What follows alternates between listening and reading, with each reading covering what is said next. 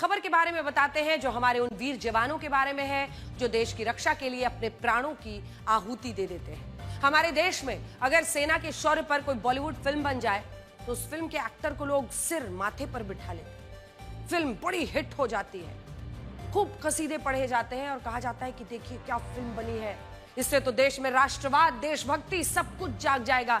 लेकिन हमारे जो असली वीर जवान हैं, जो इस देश की रक्षा के लिए सीमा पर तैनात हैं, ड्यूटी करते हैं, उन्हें वो सम्मान कई बार नहीं मिल पाता। सोशल मीडिया पर एक ऑडियो क्लिप वायरल हो रहा है जिसमें बैंक की एक महिला रिकवरी एजेंट ने सेना के एक जवान को बुरी तरह से अपमानित किया। ये महिला मुंबई के HDFC बैंक की लोन रिकवरी एजेंट हो सकती हैं, जिसने लोन के रीपेमेंट को लेकर सेना के एक जवान को अपशब्द कहे। ऐसा नहीं है कि इस जवान ने कुछ गलत पूछा था। सेना के इस जवान ने इस महिला कर्मचारी से यही पूछा था कि जब लोन 15,85,000 रुपए का था तो ब्याज 16 लाख रुपए पर क्यों लिया गया है।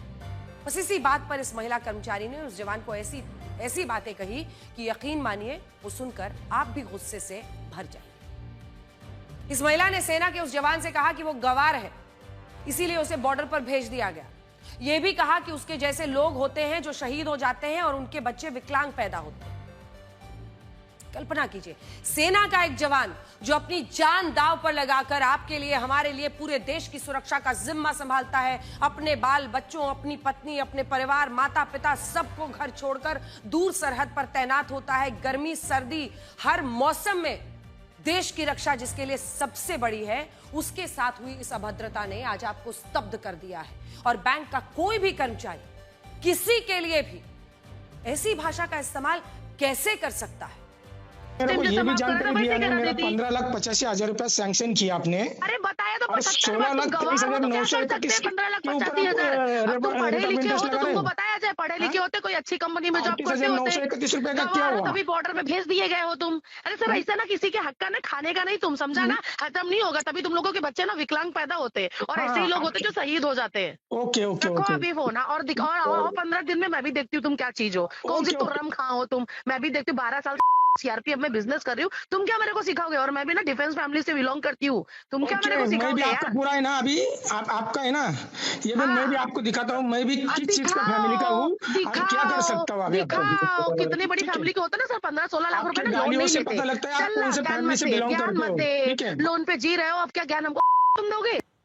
भारत के दुश्मनों से हमारी रक्षा करने वाले सैनिक ही हमारे सच्चे हीरो हैं और ये बात हर कोई जानता है। सिर्फ फिल्मी पर्दे पर जो हीरो ऐसी भूमिका निभाते हैं उनकी वाहवाही या उनको सिर आंखों पर बिठाने की बात नहीं है, इनका सम्मान करना होगा। आपको याद होगा कि पिछले महीने मेरठ करनाल हाईवे के भूनी टोल प्लाजा पर टोल कर्मी बनकर बैठे बदमाशों ने एक जवान के साथ पूरी तरह मारपीट की थी और इस मारपीट का वीडियो भी सामने आया था। ये जवान अपनी ड्यूटी ज्वाइन करने के लिए कश्मीर बॉर्डर पर जा रहा था और इस घटना का असर यह हुआ कि आसपास के गांव वालों ने सैनिक के साथ हुई इस मारपीट का बदला पूरे टोल प्लाजा से लिया। गांव वालों की भीड़ ने पूरे टोल प्लाजा को तहस नहस कर दिया। सैनिक के साथ मारपीट करने वाले बदमाशों पर NSA के तहत कार्रवाई की गई। National highway authority of India ने टोल लेने वाली कंपनी को ब्लैकलिस्ट कर दिया, उस पर 20 लाख रुपए जुर्माना लगाया गया।